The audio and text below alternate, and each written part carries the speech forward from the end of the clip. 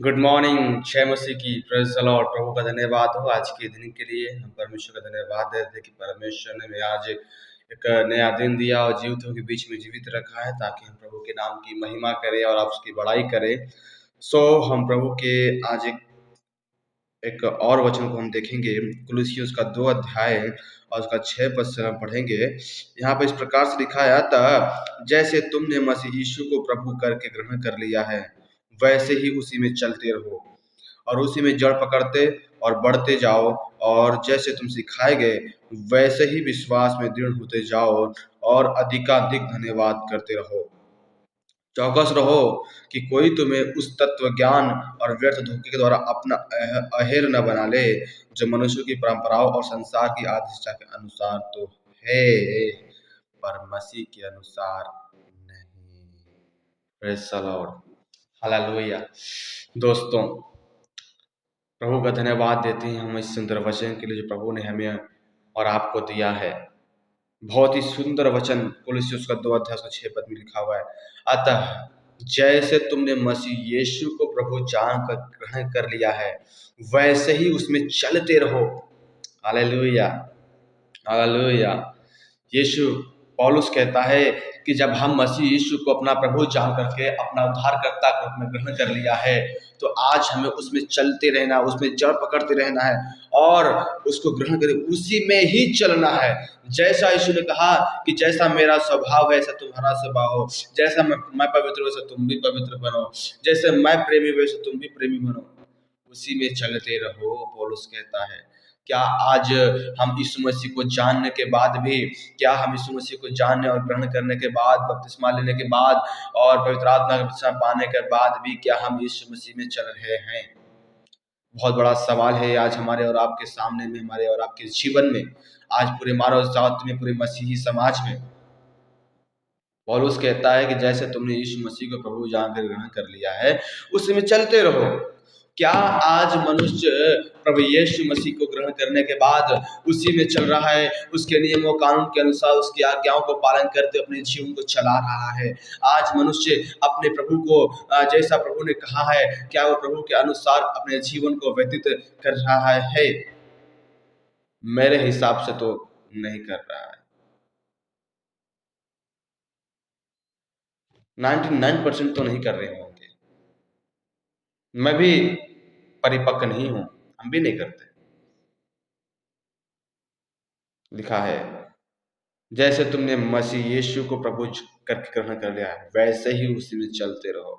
हमने जिस हालात में, जिस परेशानी में हमने अपने प्रभु को ग्रहण किया, या किसी भी हालात में, किसी भी सिचुएशन में हमने अपने प्रभु को ग्रहण किया, जब प्रभु हमारे वचन हमारे पास पहुंचा, प्रभु का नाम हमारे पास पहुंचा और हम जिस भी हालात में थे, प्रभु ने उस हालात से निकाला और हमने अपने प्रभु को उद्धारकर्ता के रूप में ग्रहण कर लिया है, तो वचन कहता है, पौलुस कहता है, तुम उसी में चलते रहो। क्या आज हम जो पहले से ऐसा, जब हम प्रभु में नए नए आते हैं तो बहुत प्रेम करते हैं, प्रभु से बहुत प्रार्थनाएं करते हैं, बहुत उपवास करते हैं, क्या आज भी हमारा वैसा ही जीवन है? क्या आज भी हम वैसे ही चल रहे हैं जैसे हम बड़े शुरू में प्रभु को ग्रहण किया और बड़ी आदर पूर्वक, बड़ी दीनता और नम्रता के साथ प्रभु के साथ चलते थे उस समय में? लेकिन क्या आज हम वैसा ही चल रहे हैं? आज मनुष्य प्रभु ग्रहण कर लेता है, शुरू में तो बहुत प्रार्थनाएं करता है, बहुत फास्ट रहता है, लेकिन जैसे जैसे वो प्रभु में जैसे जैसे वो पुराने होते जाता है विश्वास में, वैसे सब प्रभु के साथ संबंध भी दूर होता चला जाता है, उसका प्रेम कम होने चला जाता है। क्यों? क्या प्रभु का प्रेम कभी कम हुआ हमारे और आपके बीच, हमारे लिए और आपके लिए? नहीं हुआ। लेकिन मनुष्य का प्रेम प्रभु के लिए कम हो गया। हम प्रभु से प्यार करना छोड़ दिए, अपने परिवार के से ज्यादा प्रेम करते हैं, प्रभु से कम प्रेम करते हैं। वचन कहता है, जैसे हमने उसको ग्रहण कर लिया था अपना उद्धारकर्ता के रूप में करके, वैसे ही हमें उसमें चलना है। हमें चाहे दुख आ जाए, चाहे परेशानी आ जाए, चाहे कोई भी बाधाएं आ जाए, हमें अपने प्रभु को नहीं छोड़ना है। हमें अपने प्रभु को नहीं छोड़ना, अपने उद्धारकर्ता के को नहीं छोड़ना है। जैसा वचन में लिखा है, जैसे यीशु ने कहा, वैसे ही हमें अपने जीवन को आज चलाने की ज़रूरत है, क्योंकि वो समय कुछ और था, लेकिन आज का समय कुछ और है। वो समय था अनुग्रह का कि हम पाप करते थे और हमें क्षमा मिल जाती थी, लेकिन आज हमारे जीवन में वो समय नहीं है। आज ये अनुग्रह का समय नहीं है, आज ये दया के समय नहीं है। हम कब तक यीशु मसीह को मेमना के रूप में देखते रहोगे आप?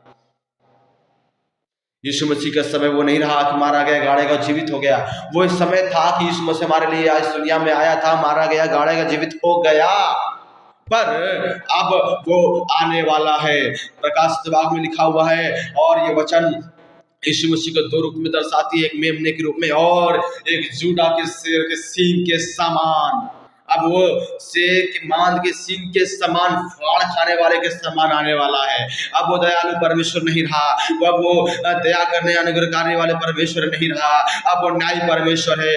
कुछ समय तक वो आप पे दया करता रहा, बहुत समय तक आपको अवसर दिया, कितना बार आपको उसने क्षमा किया, कितनी बार उसने हमारे गलतियों को ढांपा है, कितनी बार हमें उसने मुसीबतों से छुड़ाया है, कितनी बार हमें उसने और आपको बीमारियों से आजाद किया है, कितनी बार हमारे पापों को उसने माफ किया, छुड़ाया और हमें गले से लगाया। लेकिन आज वो समय नहीं है, आज वो समय नहीं है, आज वो समय है यीशु मसीह का आने का।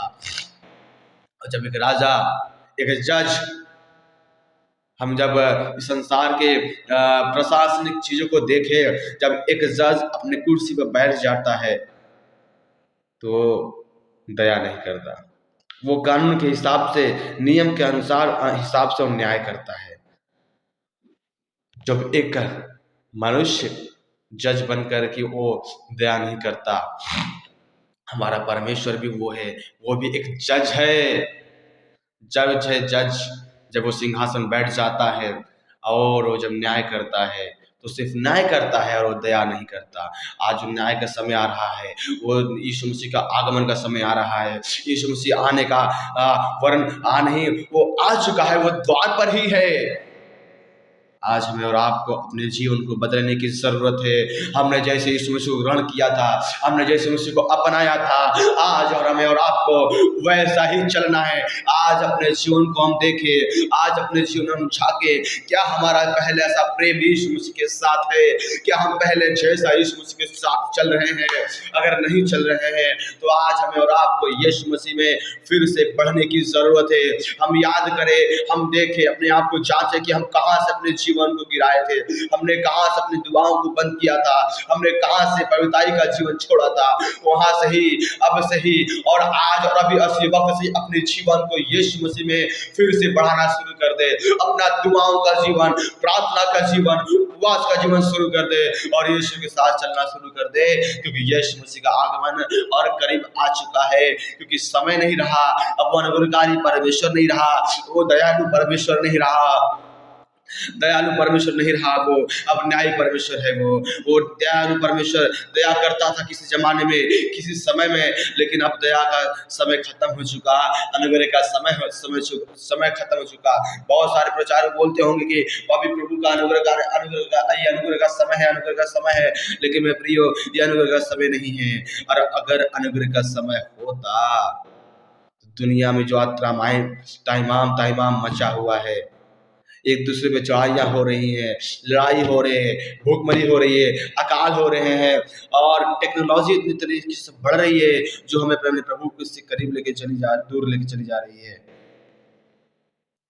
जो कुछ भी आज हमारे और आपके सामने प्रभु के वचन में लिखा गया, हमारे आंखों के सामने आज पूरी दुनिया पूरी होती हुई दिख रही है। आज चांद लहू के समान लाल हो जा रहा है, ग्रहण बहुत सारे लग रहे हैं, बहुत सारे से काम जो बाइबल वचन में लिखा है आज और आपके सामने पूरा हो रहा है। और वो न्याय परमेश्वर है, अनुग्रहकारी से लोग कब तक अनुग्रह करता रहेगा? उसके भी आने का समय हो गया है। जब दूल्हे के आने का समय हो गया तो दुल्हन को भी तैयार हो जाना है, और एक दुल्हन को एक पत्नी के रूप में आकर के यीशु मसीह के साथ जाने के लिए तैयार होना हमें आवश्यक है। सो हम जैसे ही यीशु को अपने आप उद्धारकर्ता रूप में ग्रहण किए थे, वैसे ही आज और अभी से फिर से चलना शुरू कर दे, वरना हमारे जीवन के लिए खतरनाक हो सकता है, हमारे और आपके लिए खतरनाक हो सकता है। क्योंकि ये जीवन 80 साल का है, 70 साल का है, लेकिन मरने के बाद एक और जीवन है जिसके विषय में और आपकी सोचने की ज़रूरत है। ये भूल जाइएगा कि मरने के बाद कोई जीवन नहीं है। ये मत सोचिएगा कि यीशु मसीह आएगा नहीं। अरे यीशु मसीह आएगा, उसने वादा किया है और आकर ही रहेगा वो। हालेलुया। मुझे विश्वास है कि मेरा बाप आएगा और हमें लेकर जाएगा, और लेकर जाने से पहले उस जीवन को, हमें जो जीवन उसने दिया है, अपने आप को पवित्र बना ले, अपने जीवन को शुद्ध कर ले और उसी में चलते रहे। हालेलुया।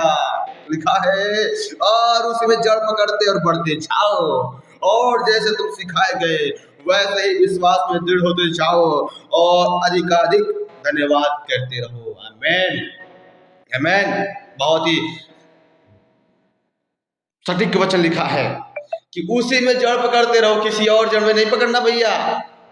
इसी वचन में जैसे आपने यीशु ग्रहण किया था, उसी में जड़ पकड़ते रहो और बढ़ते जाओ।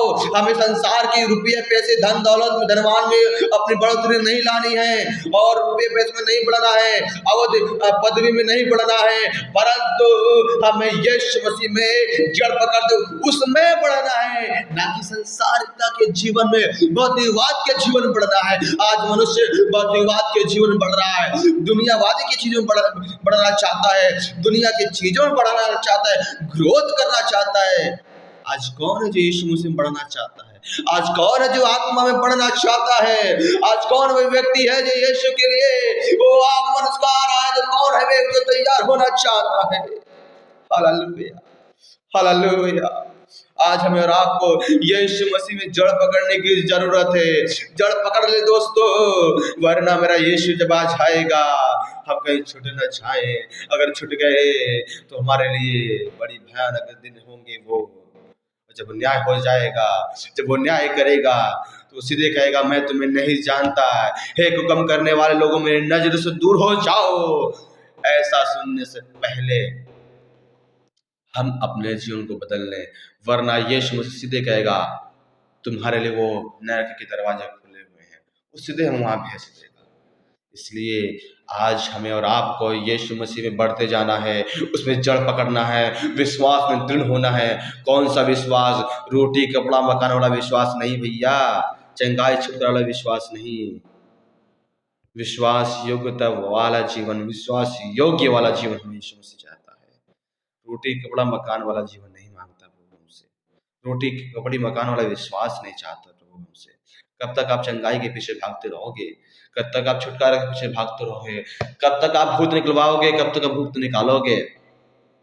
गया समय भूत निकालने का, गया समय और चंगाई छुटकारा और आशीष वरदान पाने का। अब समय आ गया कि अपने जीवन को हम पवित्र बना ले, अब समय आ गया अपने जीवन को हम बदल लें और जैसा यीशु चाहता है वैसा हम चले और उसमें जड़ पकड़ते चले जाए। Hallelujah, hallelujah. अगर हम जड़ नहीं पकड़ेंगे तो हम फल नहीं लाएंगे, और जब फल नहीं लाएंगे तो हम सीधे अथाह कुंड में डाले जाएंगे, जहाँ रोना और दांत पिसना होगा। कितना आसान होता है नर्क शब्द बोलना, सोच के देखिए कितनी भयानक बातें हैं उसमें छिपी, कितनी भयानक चीज है उसमें। लिखा है कीड़े नाक से घुसेंगे कान से निकलेंगे, कान से घुसेंगे नाक से निकलेंगे। बहुत भयानक होगा, बहुत भयानक होगा। वो दिन देखने से पहले हम क्यों न अपने जीवन को बचा लें। सह ले दुख इस दुनिया में, मार खा ले संसार के लोगों का, जेल की हवा खा ले, कोई दिक्कत नहीं, किंतु वहाँ के जेल की हवा बहुत बेकार है। यहाँ की जेल की हवा तो ठीक है, यहाँ के दुख तो कुछ नहीं है। यहाँ का दुख पल भर का है, चंद भर का है, क्षण भर का है, पर वहाँ का दुख अनंत काल का है। इसलिए अनंत काल दुख सहने से अच्छा है कि हम क्षण भर का दुख सह ले और अनंत काल जीवन में प्रवेश कर जाएं। हमें आज और आपको यीशु मसीह में बढ़ते जाना है और दृढ़ होते जाना है, और विश्वास में जैसे हमें सिखाया जाता है, जैसे हमें सिखाए गए हैं, हमारे अगुए हमें जैसे सिखाते हैं वैसे में बढ़ना है यीशु मसीह में। प्रभु सबको आशीष दे। जय मसीह की। Praise the Lord. आमीन।